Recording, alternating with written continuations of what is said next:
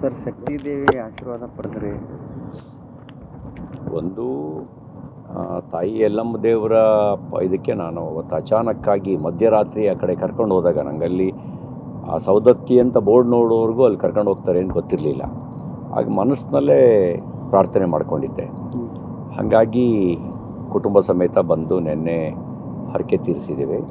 ಇನ್ನು ಇಲ್ಲಿ ಕಪಿಲೇಶ್ವರ ಮಂದಿರಕ್ಕೆ ಇಲ್ಲಿಯ ಕಾರ್ಯಕರ್ತರು ಪೂಜೆ ನಡೆಸಿದ್ರು. ಅವರು ಬರಬೇಕು ಅಂತ ಅಪೇಕ್ಷೆ ಇತ್ತು. ಹಾಗಾಗಿ ಕಪಿಲೇಶ್ವರ ಮಂದಿರಕ್ಕೆ ಹೋಗ್ತಾ ಇದ್ದೀವಿ. ನಾವೆಲ್ಲ ಹಿಂದೂ ಧರ್ಮಶ್ರದ್ಧೆಯ ಮೇಲೆ, ಭಕ್ತಿಯ ಮೇಲೆ ನಂಬಿಕೆ ಇಟ್ಟಿರ್ತಕ್ಕಂಥವ್ರು. ನಾವು ಆ ಹಾದಿಯಲ್ಲೇ ನಾವು ನಡೀತೀವಿ. ಏನಿಲ್ಲ ಅಂದರೂ ನಮಗೆ ಅಪ್ಡೇಟಿಂಗ್ ಅನ್ನು ಶುದ್ಧೀಕರಣ ಮಾಡ್ಕೊಳ್ಳೋಕ್ಕೆ ಇವೆಲ್ಲ ನಮಗೆ ಸಹಾಯಕ ಆಗ್ತವೆ. ಸರ್, ಈ ಕಪಿಲೇಶ್ವರ ದೇವಸ್ಥಾನದಲ್ಲಿ ಇವತ್ತು ವಿಶೇಷ ಪೂಜೆ ಇಟ್ಕೊಂಡಿದ್ದೀರಿ, ರಾಯಣ್ಣನ ಭೇಟಿ ಆಗ್ತಿದ್ದೀರಿ, ಇಡೀ ದಿನ ಬೆಳಗಾವಿಯಲ್ಲಿ ಇರ್ತೀರಿ. ಏನು ವಿಶೇಷ ಅಂತ?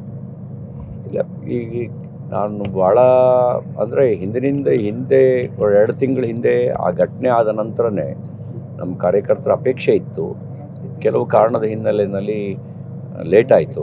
ಮುಂಚೆನೇ ಬರಬೇಕಾಗಿತ್ತು. ಬೇರೆ ಇನ್ನೇನು ವಿಶೇಷತೆ ಏನಿಲ್ಲ. ಇಡೀ ಕಾರ್ಯಕರ್ತರು ಪ್ರೀತಿ ತೋರಿಸಿದ್ದಾರೆ, ಬೆನ್ನೆಲುಬಾಗಿ ನಿಂತಿದ್ದಾರೆ. ಅವ್ರಿಗೆ ಧನ್ಯವಾದ ಹೇಳೋದು. ವಕೀಲರು ಯಾವುದೇ ಶುಲ್ಕ ತಗೊಳ್ಳದೆ ನಮ್ಮ ಕೇಸ್ನ ಅಟೆಂಡ್ ಮಾಡಿದ್ರು, ವಾಲಂಟಿಯರ್ ಆಗಿ ಬಂದು. ಅವ್ರಿಗೆ ಧನ್ಯವಾದ ಹೇಳೋದು ನನ್ನ ಕರ್ತವ್ಯ ಹೌದು. ಮತ್ತು ಆ ಕೃತಜ್ಞತೆ ವ್ಯಕ್ತಪಡಿಸ್ತಾ ಇದ್ದರೆ ನಾವು ಮನುಷ್ಯರಾಗಿ ಹುಟ್ಟಿ ಏನು ಪ್ರಯೋಜನ?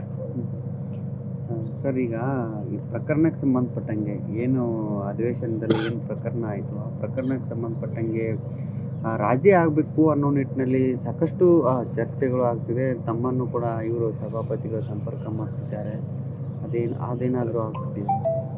ಸಭಾಪತಿಗಳೀಗ ಎಥಿಕ್ಸ್ ಕಮಿಟಿಗೆ ಮತ್ತು ಪ್ರಿವಿಲೇಜ್ ಕಮಿಟಿಗೆ ವಹಿಸಿದ್ದಾರೆ ಕೇಸ್ನ.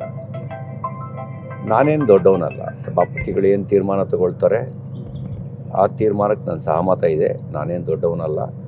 ಇದು ಯಾವುದೂ ಆಸ್ತಿ ಜಗಳ ಅಲ್ಲ, ಅಥವಾ ದ್ವೇಷ ಸೇರಿಸುವಂಥ ಮನೋಭಾವನೆಯೂ ನನ್ನದಲ್ಲ. ನನ್ನ ಕ್ಷೇತ್ರದಲ್ಲಿರಲಿ ಅಥವಾ ನಮ್ಮ ಪಕ್ಷದೊಳಗಿರಲಿ ನಾನು ಯಾವತ್ತೂ ದ್ವೇಷದ ರಾಜಕಾರಣ ಮಾಡಿಲ್ಲ, ಮಾಡೋದು ಇಲ್ಲ. ಒಂದು ವೇಳೆ ಏನಾದರೂ ಈ ರಾಜಿ ಸಂಧಾನಕ್ಕೆ ಏನಾದರೂ ಮುಂದಾದರೆ ತಾವೇನಾದರೂ ಆಗ್ತೀರಾ ಸರ್ ಅಂತ? ರಾಜಿ ನಮಗೆ ಸಭಾಪತಿಗಳು ಅವರು ಹಿರಿಯರಿದ್ದಾರೆ. 50 ವರ್ಷಗಳ ಕಾಲ ವಿಧಾನ ಪರಿಷತ್ನಲ್ಲಿ ಸದಸ್ಯರಾಗಿ ಕೆಲಸ ಮಾಡಿದ್ದಾರೆ. ಅವ್ರು ಯಾರ್ದು ಹಿರಿಯರ ಮಾತನ್ನು ಮೀರುವ ಸ್ವಭಾವ ನಂದಲ್ಲ.